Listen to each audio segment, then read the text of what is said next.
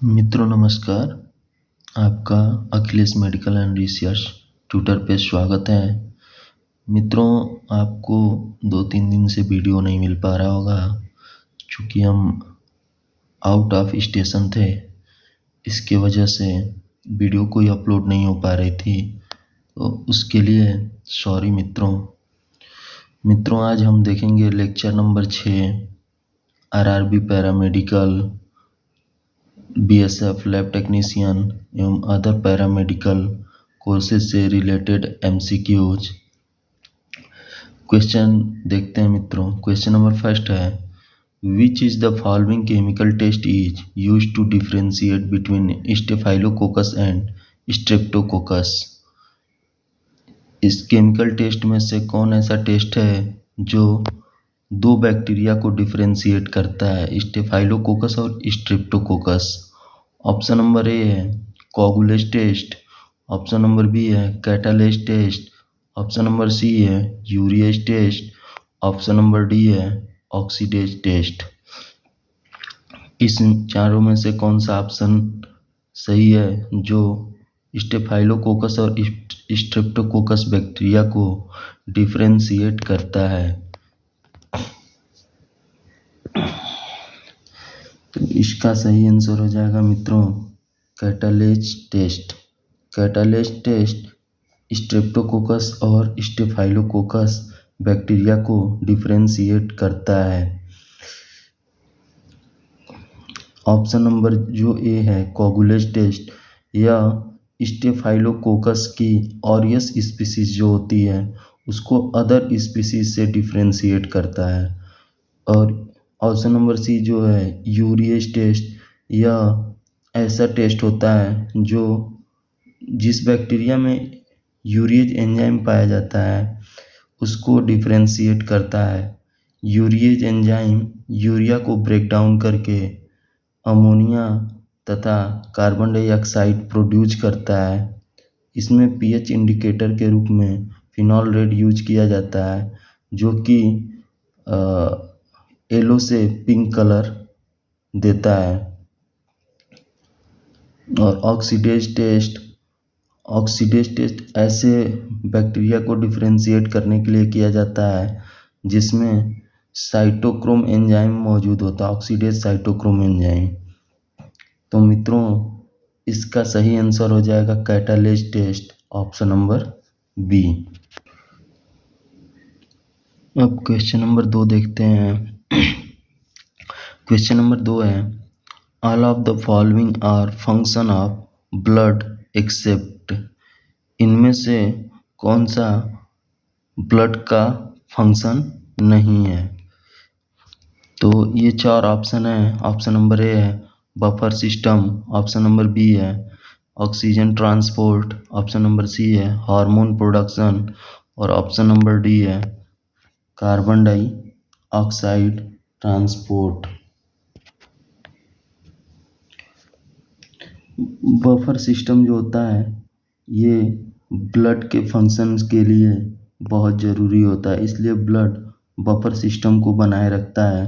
Buffer system का मतलब ये होता है कि वो अपने पीएच को मेंटेन करता है। इसमें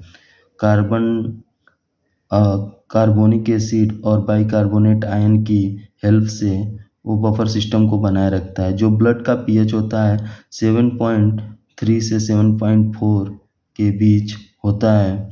अगर ब्लड का पीएच 6.8 या 7.8 से ऊपर या 6.8 से नीचे हो जाए तो ब्लड की फंक्शनिंग नहीं होगी। तो ये आपका ब्लड बफर सिस्टम ब्लड के फंक्शंस में आता है। ऑप्शन नंबर बी की बात करें तो ऑक्सीजन ट्रांसपोर्ट, ब्लड में मौजूद हीमोग्लोबिन जो होता है वो रिस्पायरेशन के लिए कोशिकाओं तक ऑक्सीजन ट्रांसपोर्ट का कार्य करता है। और हार्मोन प्रोडक्शन, इसको देखते हैं बाद में। कार्बन डाइऑक्साइड की बात करें तो रिस्पायरेशन होने के बाद जो वेस्ट प्रोडक्ट के रूप में कार्बन डाइऑक्साइड आता है उसका हीमोग्लोबिन बाउंड करके और उसका भी ट्रांसपोर्ट करता है और आउट ऑफ बॉडी झेल करता है। तो इसमें जो हार्मोन प्रोडक्शन है वो ब्लड का फंक्शन नहीं है। तो ऑप्शन नंबर सी सही हो जाएगा। बफर सिस्टम, ऑक्सीजन ट्रांसपोर्ट और कार्बन डाइऑक्साइड ट्रांसपोर्ट, ये तीनों ब्लड के फंक्शंस हैं। क्वेश्चन नंबर नेक्स्ट देखते हैं। क्वेश्चन नंबर 3 देखते हैं। Which of the following test is use to detect the syphilis? इनमें से कौन सा टेस्ट है जो सिफिलिस के डिटेक्शन के लिए यूज किया जाता है? ऑप्शन नंबर ए है Widal test, option number B है RA factor, option number C है बीडीआरएल। तो option number A Widal test जो होता है यह टाइफाइड के लिए स्क्रीनिंग टेस्ट होता है, और ऑप्शन नंबर बी जो है आरए फैक्टर टेस्ट यह रूमेटाइड फैक्टर के लिए फैक्टर टेस्ट होता है, जो कि ऑटो इम्यून डिसऑर्डर के लिए किया जाता है, लाइक दैट रूमेटाइड अर्थराइटिस, जो ऑटो इम्यून डिजीज है या डिसऑर्डर है।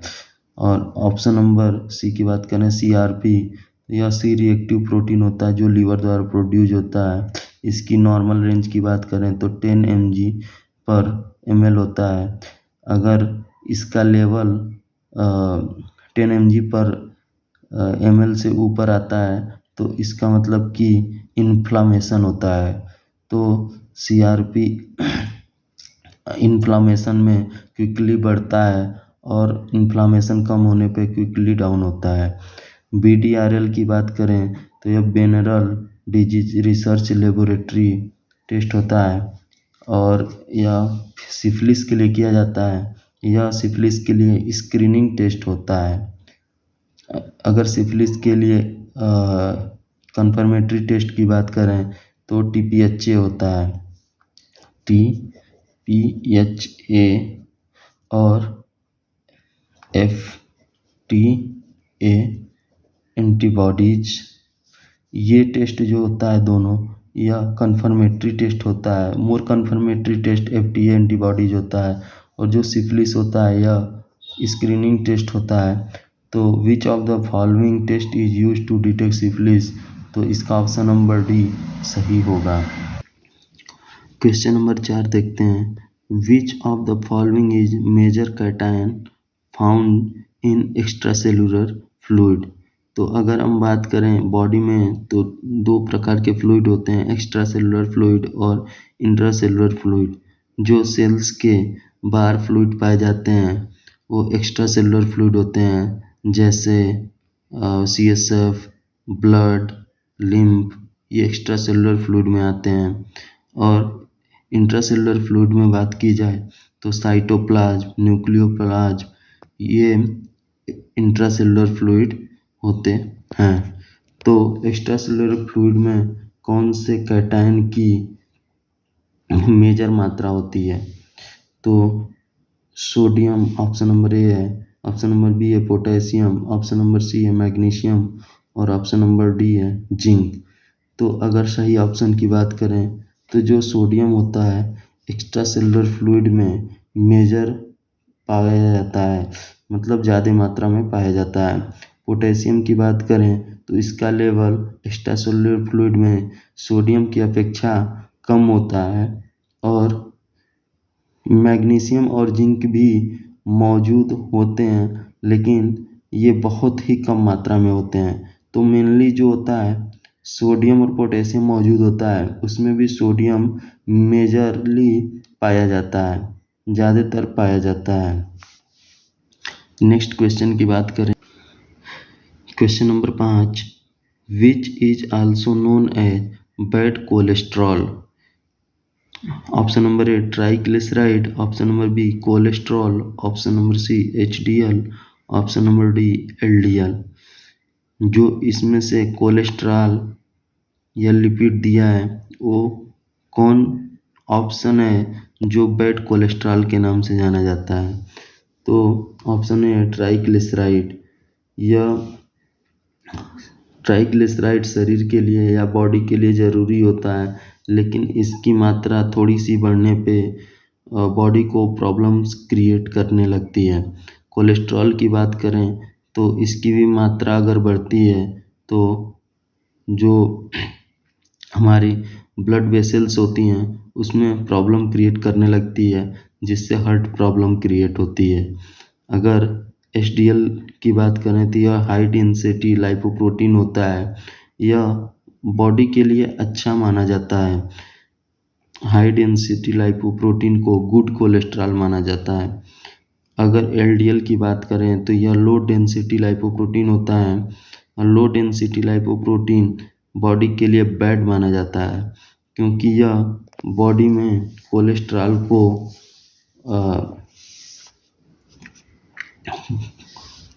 को बढ़ावा देता है, जो कि ब्लड वेसल्स में इकट्ठा होता है। तो एलडीएल जो होता है वो बॉडी के लिए बैड कोलेस्ट्रॉल माना जाता है। क्वेश्चन नंबर 5 का ऑप्शन नंबर डी सही होगा। क्वेश्चन नंबर 6 देखें मित्रों। क्वेश्चन नंबर 6 है Enterobius vermicularis is also known as. Option number A pinworm, option number B roundworm, option number C tapeworm, option number D whipworm. तो Enterobius वर्मिकुलरिस जो होता है उसे पिन वार्म के नाम से जानते हैं। इसका सही आंसर हो जाएगा पिन वार्म। अगर पिन वार्म की बात करें तो यह एक्स इसका अफेक्टेड करता है एनस एरिया को, और जिससे स्वेलिंग वगैरह हो जाती है। राउंड वार्म की बात करें तो एस्केरिस लुम्बिक्वाइड्स है, जो कि इंटेस्टाइन को अफेक्ट करता है। और टेपवार्म की बात करें तो यह सिस्टोडा क्लास का होता है, जो कि इंटेस्टाइन को इफेक्ट करता है। मोस्ट कॉमन टाइप डायप्लेडियम कैनिनम जो होता है वो टेपवार्म होता है। और टीनिया सोलियम भी टेपवार्म होता है, जो कि पॉर्क टेपवार्म के नाम से जाना जाता है, जो कि सुअर के मीट के खाने से अफेक्टेड होता है। और टीनिया सेजिनेटा होता है वो बीफ टेपवार्म के नाम से जाना जाता है, जो कि बीफ के खाने से अफेक्टेड होता है। तो मोस्ट कॉमन टाइप डायप्लेडियम कैनिनम और टीनिया सोलियम, टीनिया सेजिनाटा टेपवार्म होता है। विपवर्म की बात करें तो ट्राइचूरा होता है। इसे राउंड वार्म के नाम से भी जाना जाता है। तो राउंड वार्म में आपका एस्केरिस लुम्ब्रिक्वाइड्स और ट्राइचूरा भी है। क्वेश्चन नंबर नेक्स्ट देखते हैं। क्वेश्चन नंबर 7 है which one of the following test is used to differentiate staphylococcus aureus from other staphylococcus species. इसमें कौन सा टेस्ट है जो स्टेफाइलोकोकस ऑरियस को स्टेफाइलोकोकस की अदर स्पीसीज से डिफरेंशिएट करता है। मित्रों पीछे जो क्वेश्चन मैंने कराया था क्वेश्चन नंबर 1, उसमें मैंने स्टार्ट में बताया था जो कोगुलेज टेस्ट होता है वो स्टेफाइलोकोकस ऑरियस को स्टेफाइलोकोकस की अदर स्पीसीज से डिफरेंशिएट करता है। तो इसका ऑप्शन नंबर ए सही होगा। Option number B catalase test. Catalase test होता है जो स्टेफाइलोकोकस और स्ट्रेप्टोकोकस को डिफरेंशिएट करता है। यूरिएज टेस्ट के बारे में भी बताया था कि यह यूरिएज टेस्ट उस बैक्टीरिया के लिए किया जाता है जिसमें यूरिएज एंजाइम पाया जाता है।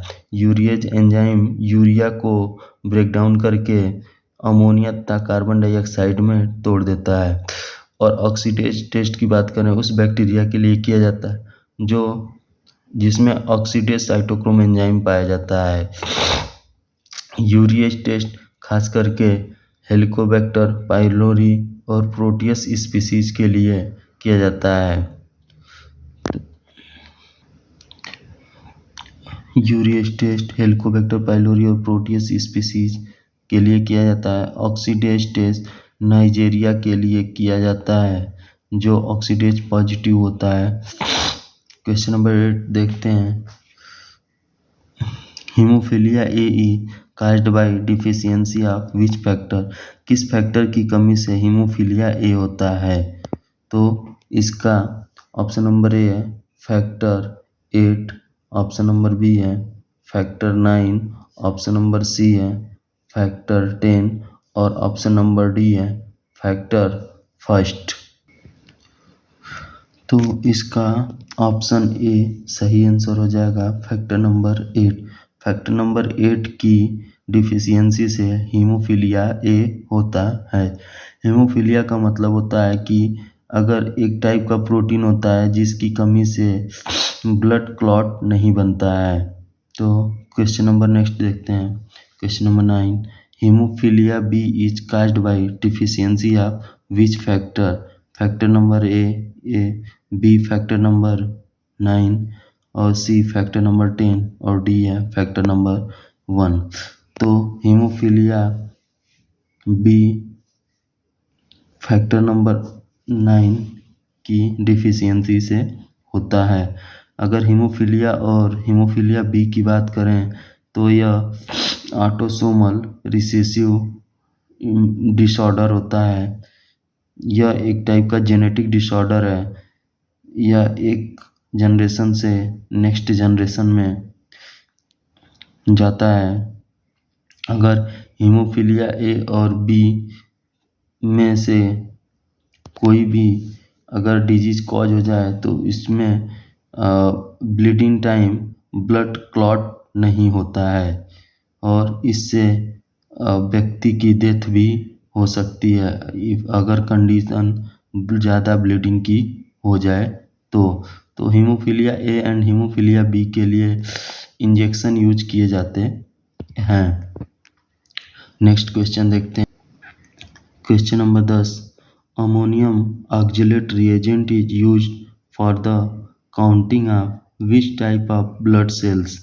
जो अमोनियम ऑक्जेलेट रिएजेंट होता है उसका यूज किस प्रकार की सेल काउंट के लिए किया जाता है।